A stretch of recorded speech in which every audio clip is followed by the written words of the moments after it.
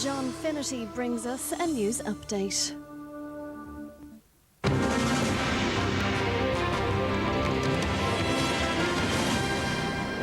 A very good evening to you. The Federation of Irish Nursing Homes, which represents most of the nursing homes in the eastern region, have said they have had at least 80 empty beds available to help solve the overcrowding crisis throughout the winter. But the managers of the homes have been told by the health boards that funding to maintain extra beds wasn't available. This morning, two elderly sisters came out to stay in the Ryevale nursing home in Leixlip outside Dublin, having been in St James's Hospital since last September. You're very welcome, dear. How you doing? The sisters are just two of the hundreds of patients the city's hospitals wish to discharge into community or nursing home care. This would help free up the overcrowded accident and emergency units. Their beds are being subcontracted by the health board. Following Tuesday's report about conditions in Beaumont, nursing home managers around the eastern region surveyed just 12 of their members and found over 80 empty beds. They're right across the city. There are some in Bray and some in Dunleary. There's some at Baker's Corner. There's some in Templeogue.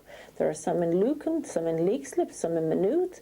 You go right around the city, Chapel Islet. Then you go north of the city to Phibsborough, Drumcondra, Clontarf. There are 25 empty beds right on the doorstep of Beaumont Hospital. The Minister for Health opened this facility in January for the Highfield Hospital Group in Whitehall. Today, the owner, Michael Eustace, said all the relevant health authorities are aware these beds are available for subcontracting, but so far nothing has happened. The Eastern Regional Health Authority said it will fund additional nursing home beds to alleviate the pressure and immediately implement further initiatives. In the meantime, the beds in Highfield and elsewhere remain empty. Fine Gael's front bench spokesman Charlie Flanagan has called on the Attorney General Michael McDowell to resign. The call came after Mr McDowell said no person who owed loyalty to any armed force other than those maintained by the Oireachtas had the right to seek election to Dáil Éireann. Last night, at the launch of his campaign for a seat in the forthcoming general election, the Attorney General Michael McDowell launched a scathing attack on Sinn Féin. He said a party which sent delegates to Marxist narco-terrorists in Colombia and funded itself from smuggling, racketeering and protection rackets had little moral claim on electoral support. This afternoon, the Sinn Féin president, Gerry Adams, described the remarks as disgraceful and called on Mr McDowell to withdraw them. Well, I think his remarks, and they've been interpreted as being aimed at Sinn Féin, are quite disgraceful. They are indeed the most worrying development in terms of public remarks that I have heard in some very long time, because they come from the Attorney General. Fine Gael's Charlie Flanagan went one step further and explained why he believes Michael McDowell should resign from office. And I think it's unwise and indeed improper of an Attorney General to be taking a stance that is one of active participant in party politics, particularly in the heat of a general election. Last night and again this afternoon, Michael McDowell refused to go on radio to discuss his remarks with Sinn Féin. Tonight, a Progressive Democrat spokesperson said Mr McDowell stood by everything he said. It appears Michael McDowell has absolutely no intention of either withdrawing his remarks or resigning as Attorney General. The murder of American journalist Daniel Pearl has been described by US President George Bush as a barbaric act. The Wall Street Journal reporter disappeared in the city of Karachi while working on a story about Islamic militants. One of the biggest manhunts in Pakistan's history came to an abrupt and devastating end when a gruesome videotape showing Daniel Pearl's murder was sent to Pakistani officials overnight. The Wall Street reporter was beheaded by Islamic militants who abducted him a month ago in Pakistan while researching a story on alleged shoe bomber Richard Reid. Danny was a beloved son, a brother, an uncle, a husband, and a father to a child who will never know him. And so Pakistani police failed in their attempt to save Daniel Pearl, whose abductors demanded the release of Pakistani nationals imprisoned in Cuba by the US since the Afghan war. The US did not bow to the demands, and today the president said that Pearl's murder would only deepen American resolve in the war on terror. The death has taken place of the singer Brendan O'Dowda. Mr. O'Dowda, who was from County Louth, made his name singing the songs of Percy French and sang at the opening of RTÉ Television in 1962.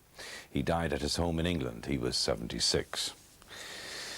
Dozens of Irish hauliers who were fined and had their trucks confiscated after they'd inadvertently brought stowaways into Britain from the continent could now be in line for compensation from the British Home Office. The Court of Appeal in London ruled today that the imposition of the fines had been in breach of the European Convention on Human Rights. The parents of a boy who suffers from a rare blood disease have been given the go-ahead to use IVF to create a sibling who could help cure their son. The British couple hope the procedure will provide their son with a suitable bone marrow transplant. The decision has been condemned by pro-life campaigners who warned that such a move would devalue the respect for human life. A team of archaeologists from Florida are on their way to Granard in County Longford, where the ruins of a 12th century town have been discovered. The American experts will be working with students from Galway to try to establish the origin of the buildings. 400 years, it's been one of the Midlands' busiest market towns. But high above the traffic and the modern-day scenes, this site is now providing evidence of a very different Granard.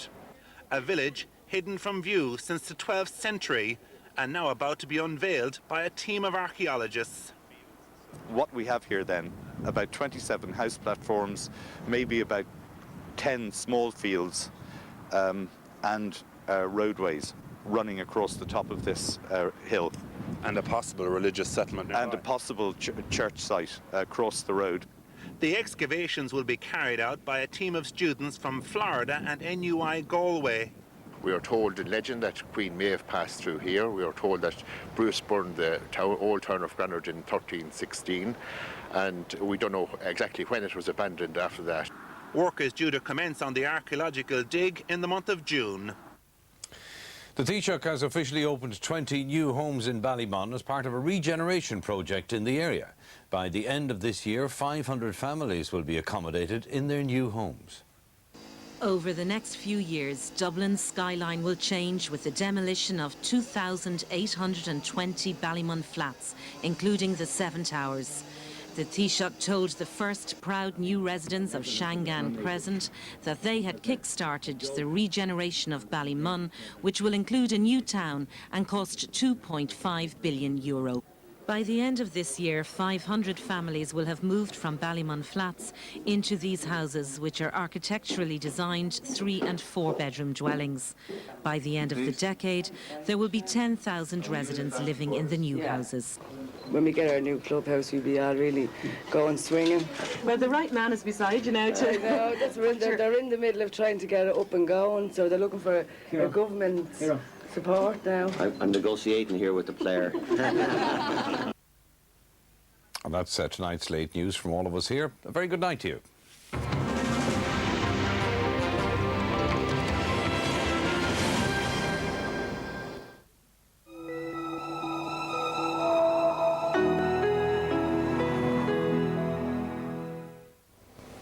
Hello there, good night to you. It's a bitterly cold night out and about. Still lots of wintry showers across the country and still those very strong west to northwest winds. We've warnings out for those storms to continue across the north and the northwest. They'll be abating only slowly through the night and tomorrow.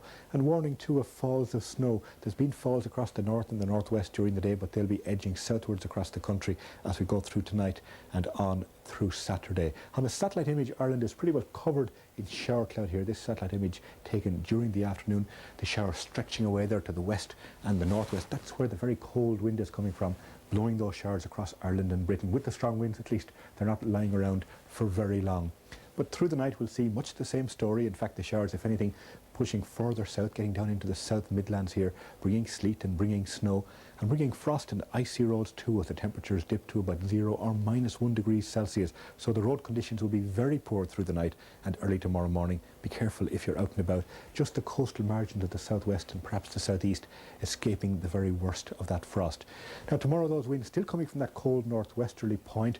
Gales or strong gales offshore. They'll be just easing very slowly as we go on through the day, but still strong enough to blow plenty of wintry showers right across the country. Again, the same mix of hail and sleet and even some snow. That snow working its way right down to the south coast as we go on into the afternoon. In most places it won't stick, but I think across Connacht, across Ulster, across North Leinster, you can expect some snow. From time to time at least, it'll be very slow to melt. The temperature is only 3 or 4 or 5 Celsius across the north and northeast. A bit milder in the south and southwest, where the snow is probably only going to stick on the very higher ground.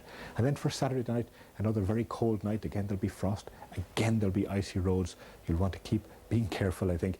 Through Sunday morning, bright across the northeast and across down along the east coast.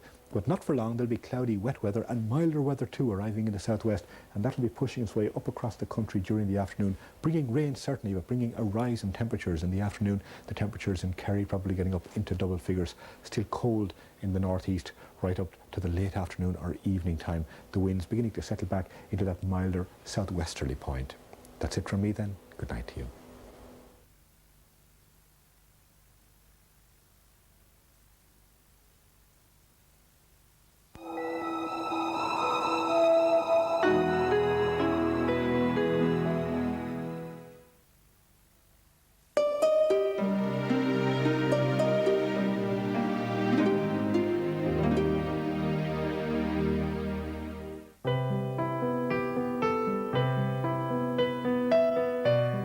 How I envy the way Anne keeps her office in Mayo Crafts always looking immaculate, with its colour and the attractive manner in which the various items are displayed.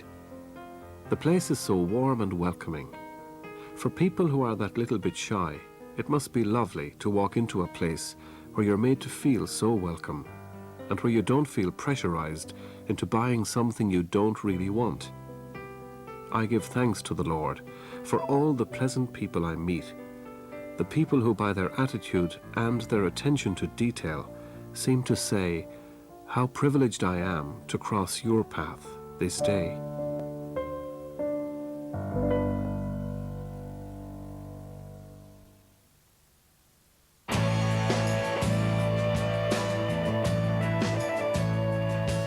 Sit back, relax and enjoy the magic of the movies here on RTÉ One.